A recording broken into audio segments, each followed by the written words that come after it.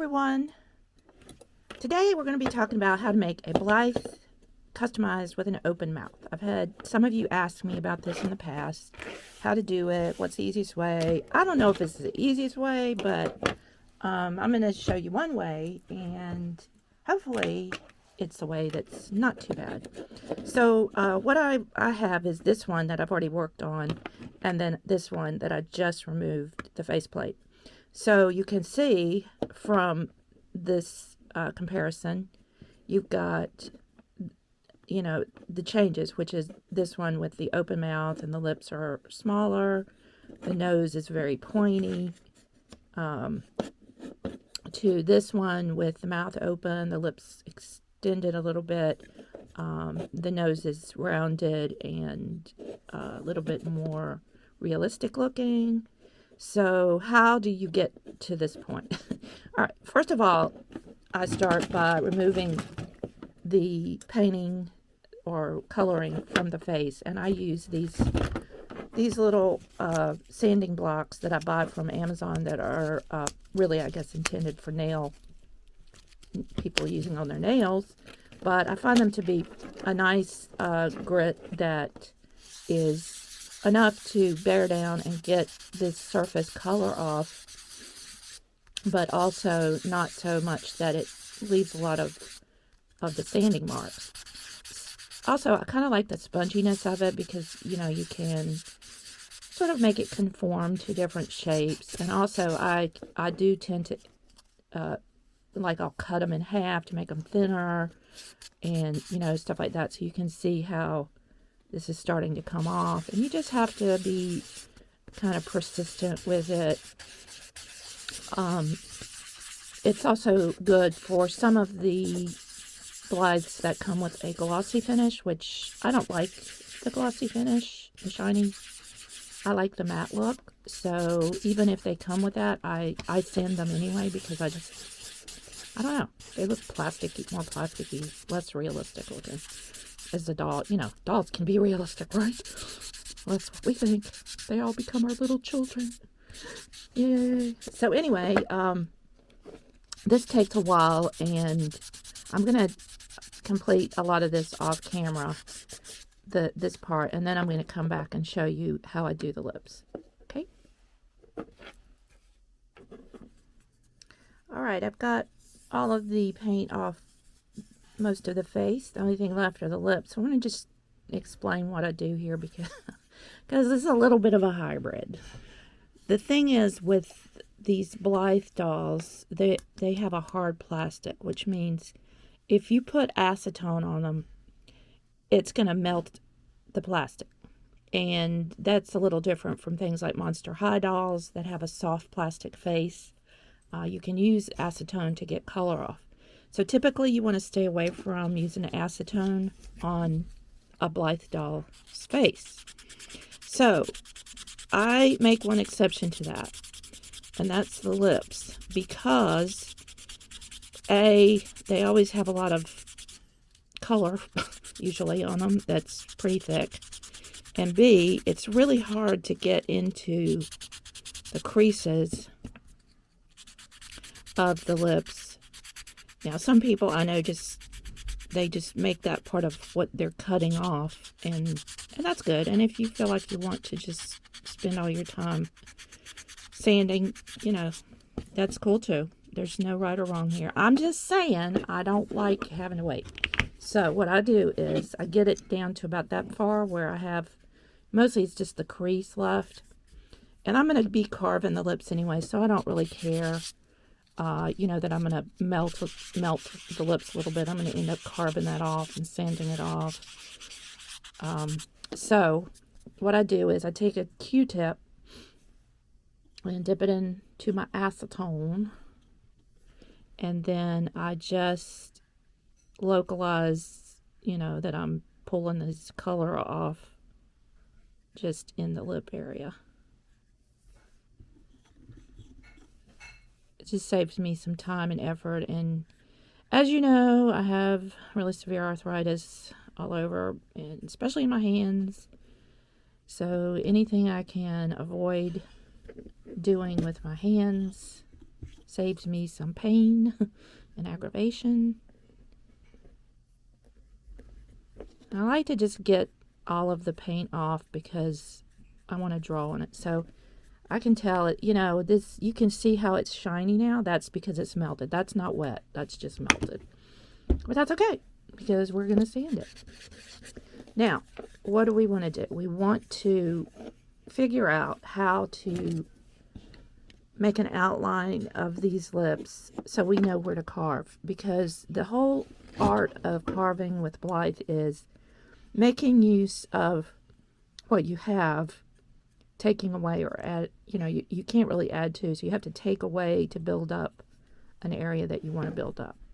Does that make sense? So I want the lips to be bigger. That means I need to carve out the area above the lips a little so that it makes the lips stand out more. You can't add to the lip unless you want to get into adding epoxy.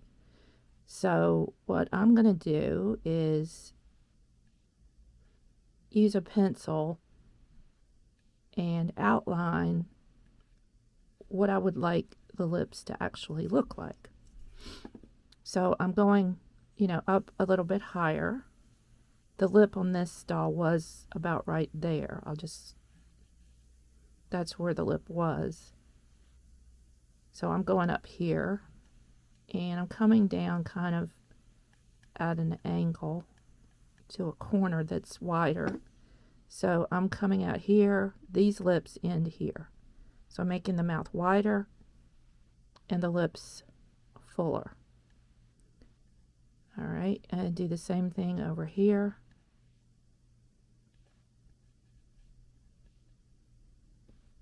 All right, now the crease then is going to extend down like that.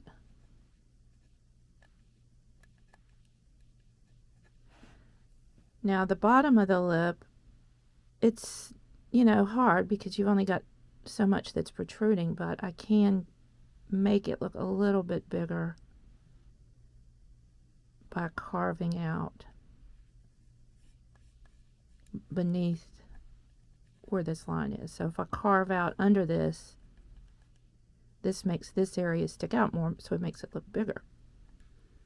All right, so you can already see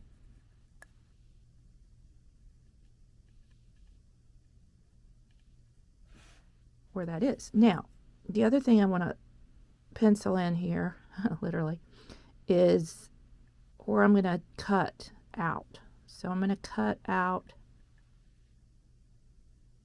It's a little hard to draw on this because it's become slick. So I'm going to rough it up just a little bit with some sandpaper. All right, so what I want to do is cut out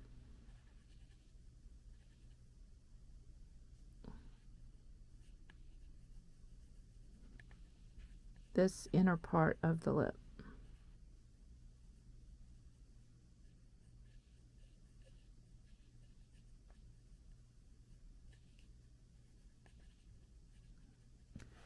Okay, so you can tell that's really different from the way the lips looked. And they may not look exactly like this, but that's okay because you want them all to be a little bit different. They're all children that are different.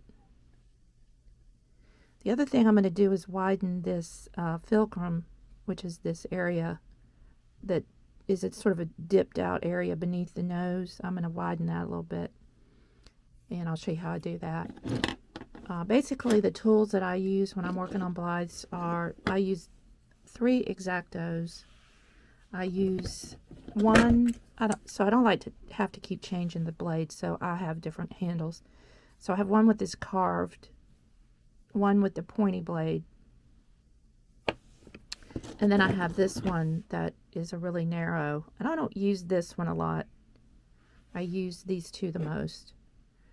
And the reason you need 2 is you have to be able to scrape like this.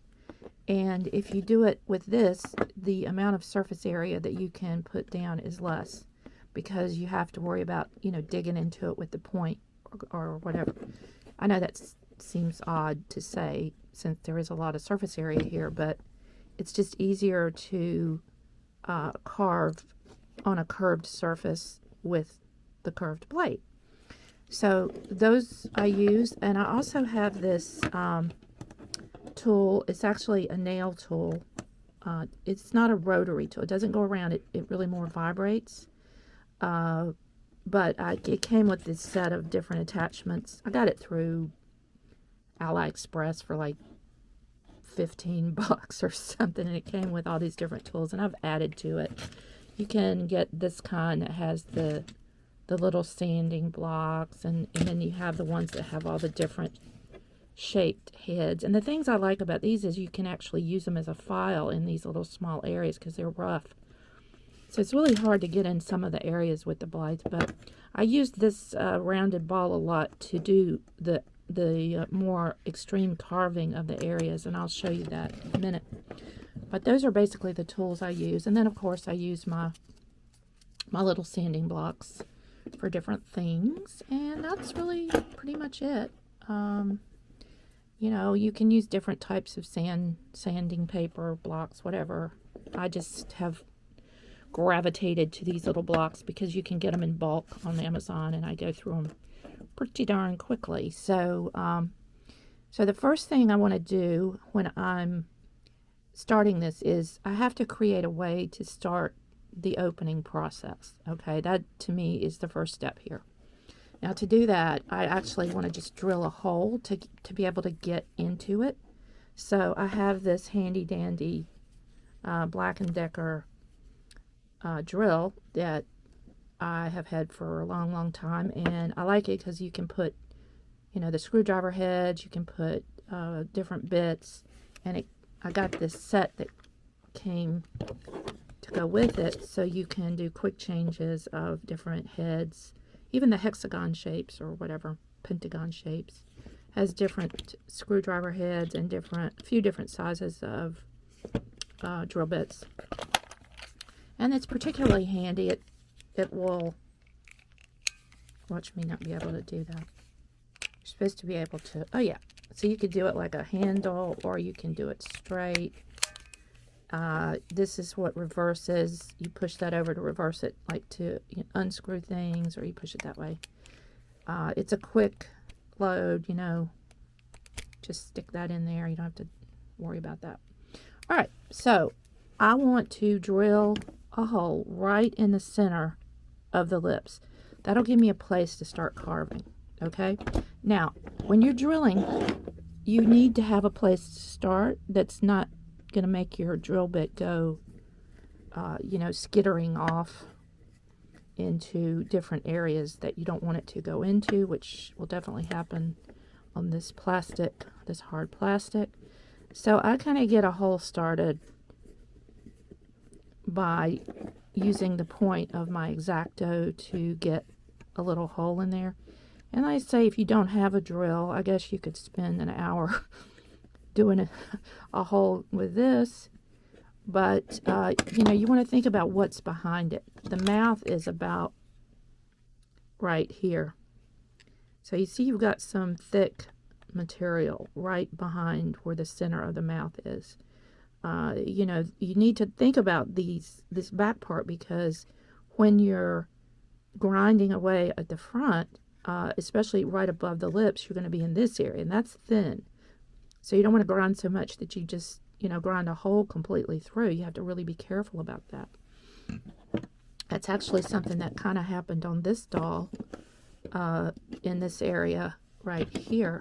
Let me get a Q-tip. This area I was grinding out to make the lip part look fuller, and it got to the point where I could actually see a darkness through there. So to fix that, I actually painted on the back in that area to make it look thicker. These are all little tricks you can use if you do happen to go a little bit too deep. But, these are all just things you have to worry about. But it's a fine line between going too deep and not, because this plastic is only as thick as that. So you don't have a lot to work with. And that's the beauty of these customizations with Blythe, how they can look so different when people are carving them, because they have really very little to work with. And it's really a matter of, you know, building up or cutting down one area to make another area look bigger, as opposed to being able to build something up. Unless, like I say, you get into epoxy and adding things to it. So, as you can see, I've got my little hole started there. And if all goes well, my drill bit will not jump around when I start drilling.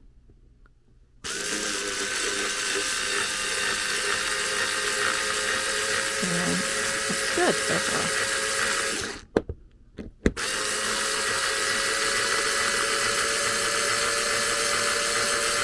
This is not a very powerful drill, but I don't know if you can see that white part is where it's starting to come through, and you can see it's part of that thick area. So probably doing this at an angle, yeah, that's going to help. Oh, my lip's coming out. All right. So I got my hole started, and this is how you can begin to carve. Now, the nice thing about doing it right in the center is, if you'll notice on this one, I do carve out a little groove, which we tend to associate more with, I think, babies having this little groove here. But this is sort of a typical way to carve a lip, is to have that groove in the center of the bottom lip, and then 2 grooves on either side of this part that pooches out on the top. It gives it sort of a childlike appearance. So I make use of that by making this in the center, so I don't have to worry about the fact that that's a little bit more into the lip than I want. And then I just start carving with my X-Acto. I kind of go in a V shape, back and forth on the sides, carve out little pieces. I can't express enough that you need to go slow. So first of all, you're dealing with a really sharp implement here, okay? And you do not want to slice into your hand. You don't want to break the blade, which can happen. So the other part of that is you don't want to cut more than you have planned to cut in an area and ruin your doll head. Especially if you're working on a real Blythe, you know, that you've paid $160 for. So just go slow, take it a little bit at a time. Don't force the blade, because you really can break it. I've broken one many times, especially the points. And like I said, I'm just cutting in a V. I'm cutting with the narrow part here and the wider part here. And then hopefully I can scoop out what it is I cut. Alright, I want to show you what this looks like on the back so you can see where it's coming through.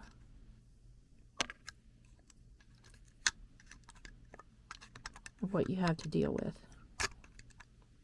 You can get that piece out of there. Okay. So that's the hole we drilled. You've got a little bit of thickness on either side of that mouth, and that's what you're carving through. So you have to just keep that part in mind. Can't really see much under there, but yeah, you're carving the mouth, the center of the mouth, right through the top of this, basically. Alrighty, so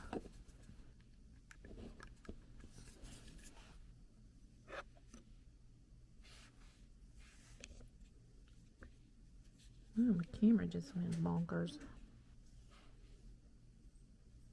Okay, I'm experimenting with different cameras options right now. I had been using a DSLR camera, which, you know, is supposed to have the best picture and all that stuff, but it has a lot of limitations, and one of the limitations is how much it can film at one time before it stops filming, so, which means you have to film in little segments, and that's okay. I mean, that's not a bad thing necessarily, but the other part is it's a big, so having it on the table close enough that you can zoom in on what you're working, a lot of times it gets in the way of my hands, which means your view.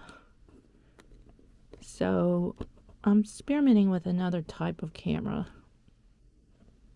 and we'll see how that works. I am, like I said, hoping to make a trip to Quebec City in April, and I want to be able to do some filming there, and I didn't really want to use the DSLR for that because it's big and bulky and all that. So hopefully I can take this other camera and show you some shots of Quebec, which will be fun. Get to practice my French. Taking French lessons. I think I told you that, but anyway. So here's where we are so far. It's looking good. And we're just going to keep working on that slowly.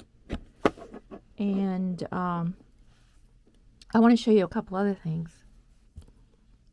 before I actually go back to that. First of all, I want to talk to you about the nose. A couple of things. I always find that it looks better to have this center part come down lower than the sides of the nostrils. And also, this nose is like tilted up, and I kind of want it not to be. So what I tend to do is shave down the sides of the nose so that they're not so much at an angle, which also means they're up higher than the center part, which gives the effect I want. So I'm just coming down straight. You can tell, just cutting off the edge of the nostril that gives it that sort of front-on look. Like, I don't know, it looks like a pig nose to me, I guess is the best way to describe it. I like it to be a little more natural looking. So that's one thing I do. And then, you know, with some sanding, I can define that a little bit better. And also, you know, it makes that look better. I am going to carve out this a little bit with my tool. Some people think you're cheating when you use those tools, but I say whatever makes it better for you. I don't really care. You know what I'm saying? All right. The other thing I wanted to show you is the nose of these factory Blythes are very pointy. I want it to be rounder looking, more childlike, like this. So basically, I just start sanding.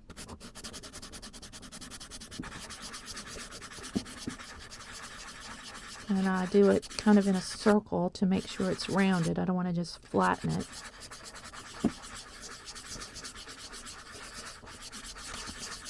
This hard plastic really, I tell you, sanding is like 90% of what you do with a Blythe customization, honestly. And that's hard on my hands, but I do come up with a few tricks here and there to help lessen that, and that one of them is using this tool. I like it better than a Dremel because to me a Dremel is really more harsh, more powerful, I guess is the word, powerful. So I feel like it can really get away with me with the doll carving. I have one and I use it for some things, but I feel like if I use it on the doll, it can really go through that plastic fast, and then you get, you know, a ruined doll head. So, alright, so you can tell that's been blunted. I'm going to leave it there for now, but I've already kind of got the shape of the nose I like, and I can carve some more around that. Okay. Alright, so this part of the video I'm going to show you how I use this tool, specifically this rounded head, to do a little bit of the more extreme carving. Probably won't be using the sound from this section. I'll have to dub over it since this makes a grindy noise. But what I want to show you is how I use this to go a little deeper here, which will make the lip part stand out. I'm going to use it to widen the fulcrum here and also make that a little deeper, which will make the lip stand out. So I'm also going to carve over here, and this is really the danger area because this is thin. This is thin plastic. I'm going to carve here. I want to have this lip. Let me show you here. If you can see, this has been ground in here to give this overhang of the lip more predominance and make the lip extend out, whereas normally it ends about right here. We're ending it over here, so I'm going to carve out in here, carve under here, a little bit under here, not that much, and then basically come back and use my X-Actos to carve some, and also use basically a lot of sanding. So put this guy down, and I'm probably not going to be using the sound, so I won't be talking right now, but I will try to do a voiceover when I do some editing. Here we go.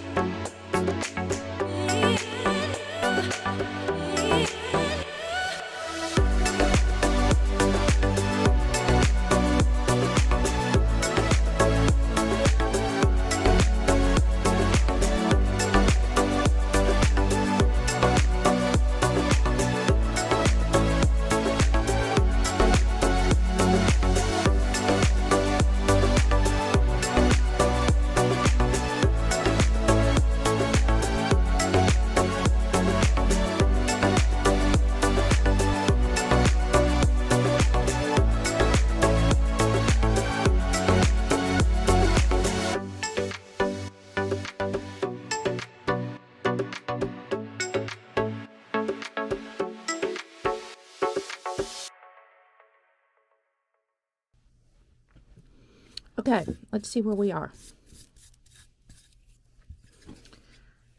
I like to do a little bit of sanding here to kind of smooth the areas out, and then I can tell a little bit more about whether I need to do additional grinding or not.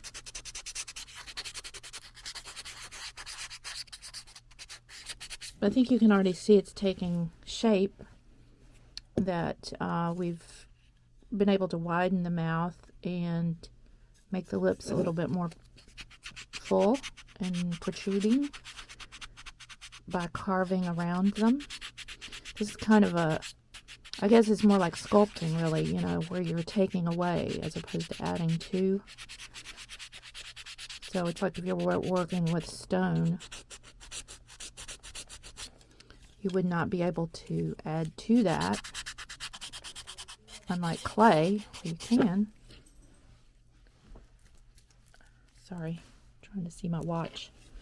Okay, we're good. I have to start work at 1, so I'm still good.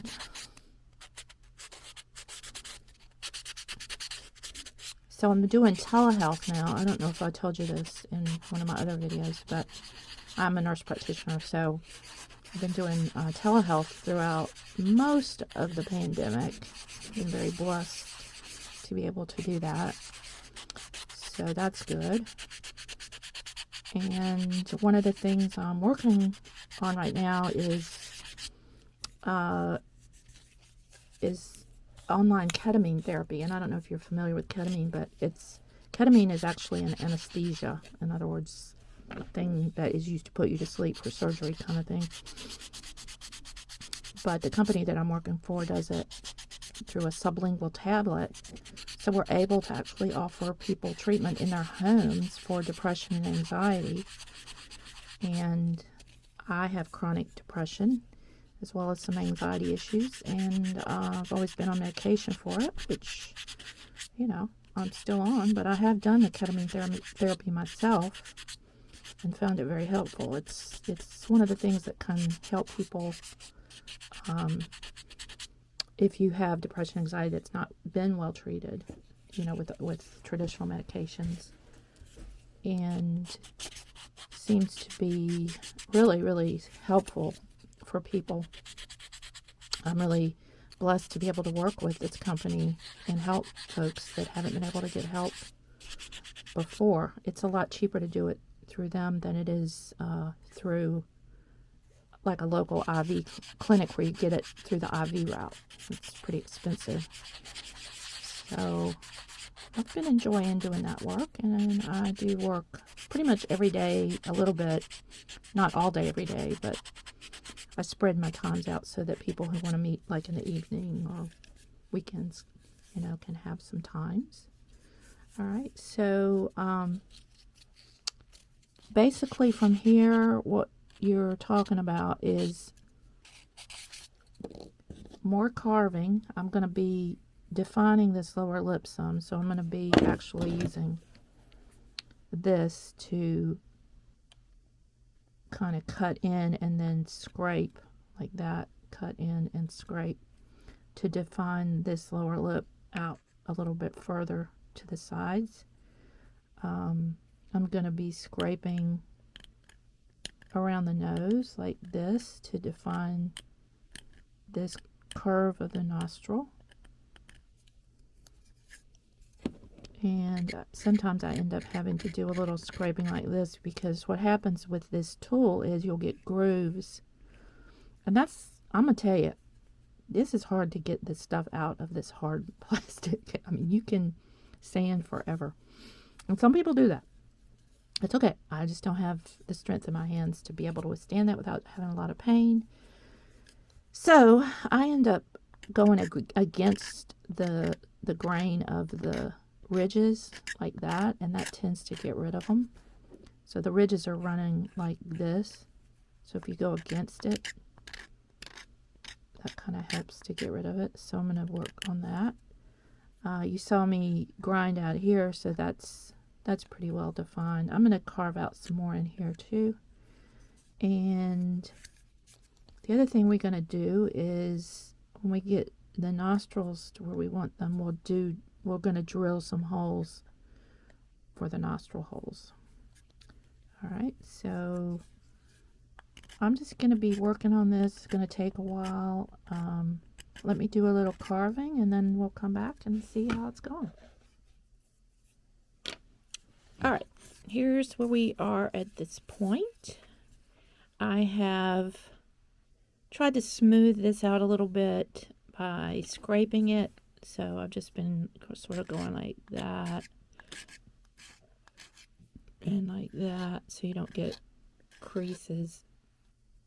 I've cut out a little bit of this, trying to get that a little bit deeper in there and also sort of define that bottom lip more. I've been scraping along here to also deepen the crease between the chin and the lip. I've deepened this area by scraping.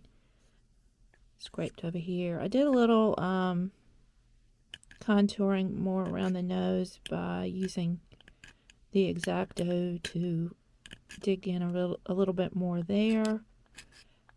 And so this is where we're at this point. I think it's starting to show you, a little difference in the way that it looked before. It's a lot different with the lips being bigger and wider and the hole in the middle. So the other thing I want to do is deepen this crease, because we started out with it matching the set of lips that we had, which were very, much on the surface.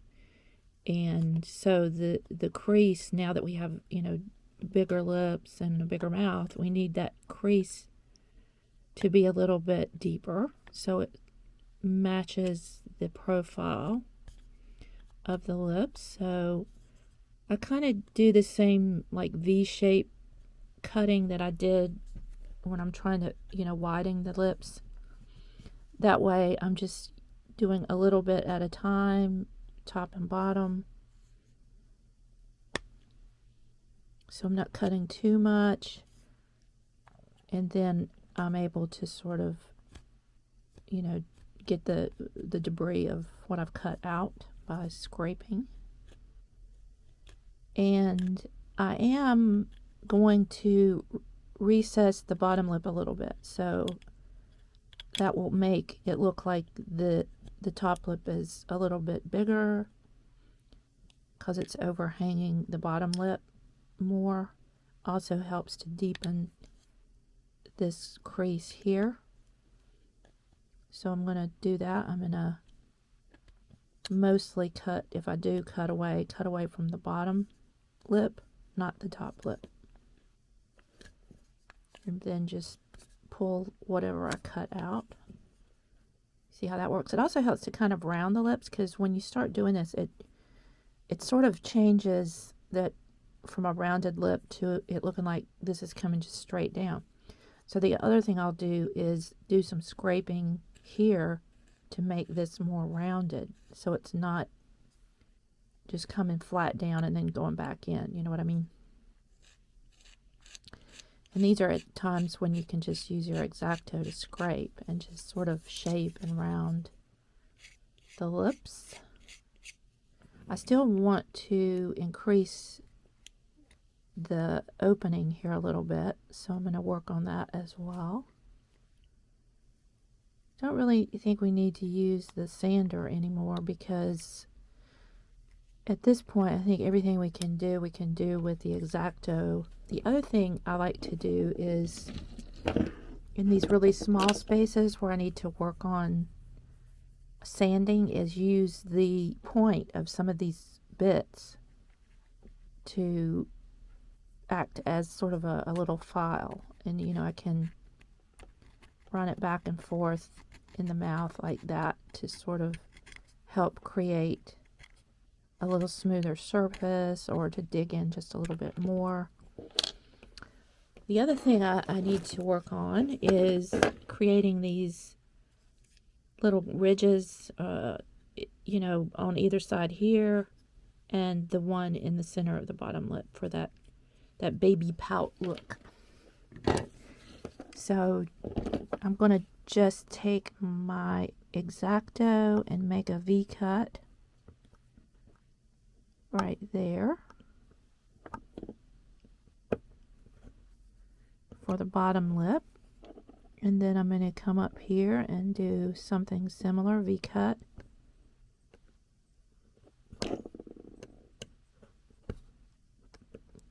On either side here to make that crease.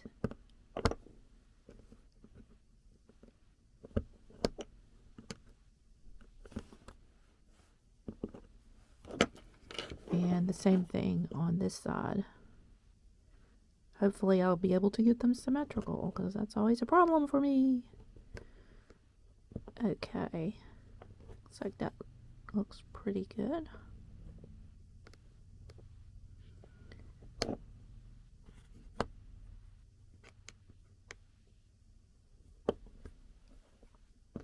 Again, it's better to go small and then, you know, make it bigger if you need to. Once you cut it, it's cut and you cannot do much about it. So here's where I can take this and sort of go back and forth like that in that groove, and that is serving the purpose of sort of sanding it basically. And it would be hard to sand in that little space, obviously, with a piece of sandpaper. So that's one way to do it. Same for this little bottom piece here.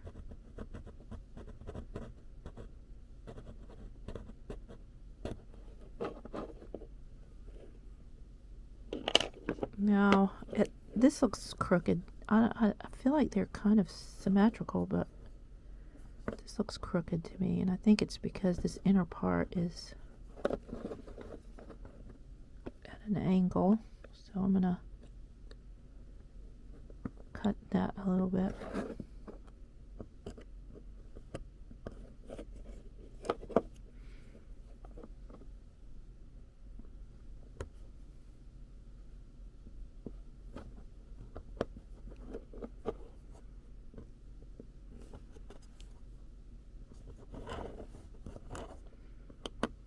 Always be very careful with these X-Actos. They're so sharp.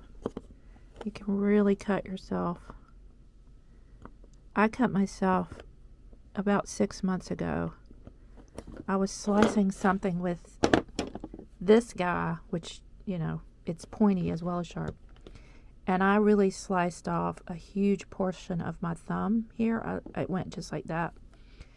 And, I mean, I was able to get it to heal, and you can't even really see it now. But it damaged the nerves, and this area of my thumb is still numb. Honestly, it's very dangerous, so be careful.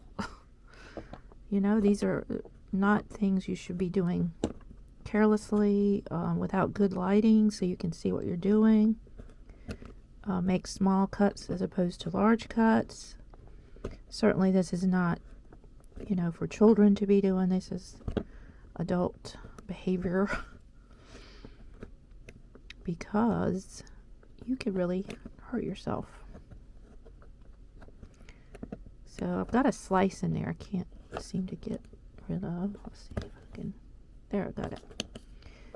So I'm starting to get this open a little bit more, and I'm trying to angle this back so that I'm opening up the back of it more.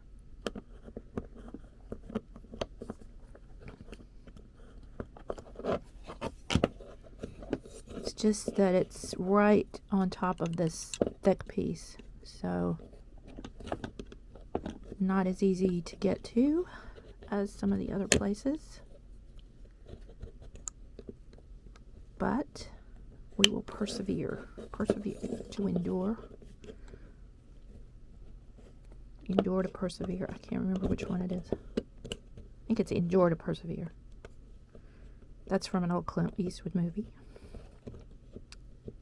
Anybody remember which one? All right. So, coming along.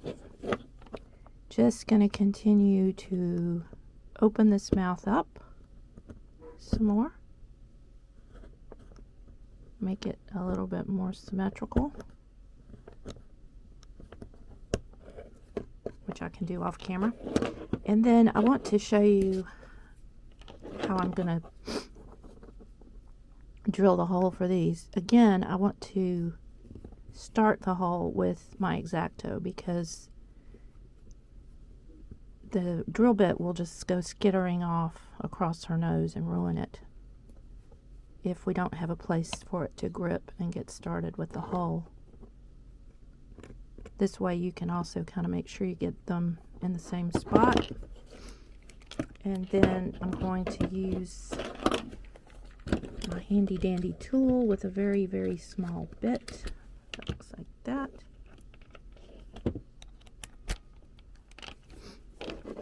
And then carefully drill. And I like to just do this in steps, going back and forth till I get it where I want it to be. So I definitely don't want to have that drill bit go all the way through to her head and come out the other side. So just a little bit deeper.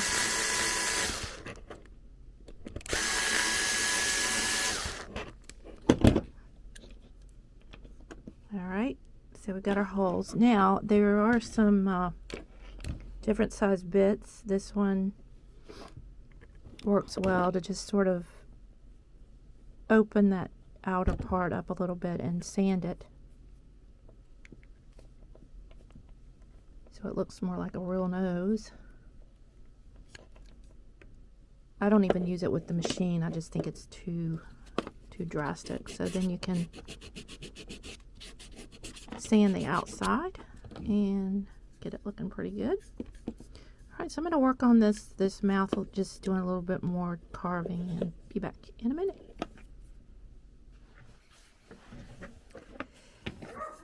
I think we're pretty well where I want to be at this point. I wanted to just show you a couple more things. First of all, I took one of these and sliced off a thin portion and cut it into strips so I could stick it in between the lips.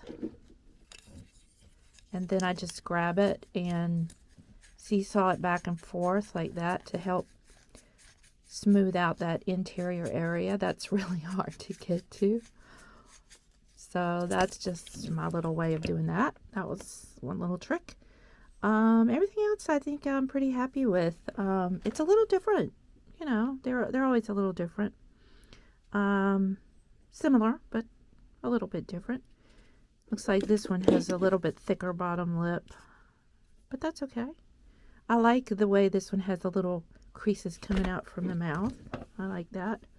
So, a couple more notes. A lot of people like to put some grooves, you know, in their lips to make it look like the little creases in the lips. I've never been that great at that. I've done it. I really prefer to do it with, you know, with paint. When I do the lips, is to sort of make, you know, the marks with paint as opposed to making the creases with the lips. Some people do it and we'll use like a pen and make really fine marks to look like creases. And you can do that if you'd like. Nothing wrong with that. It's always, you know, an individual artistic endeavor, right? So that's it for this video. I don't want to, you know, go further with like painting it and all that stuff. I can do that in another video. I just wanted to really show you more the technique of how to get the mouth open and a little bit of, you know, how to work on that so that you can have an open mouth.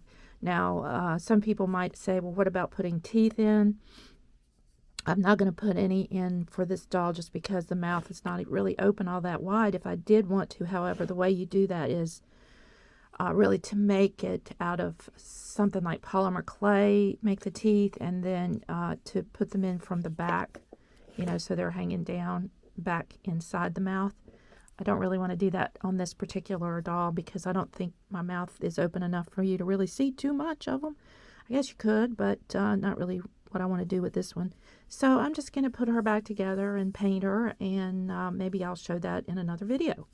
So I hope you enjoyed it and get to work on your own Blythe and create your own work of art. Otherwise, I will see you in the next video. Thanks and bye.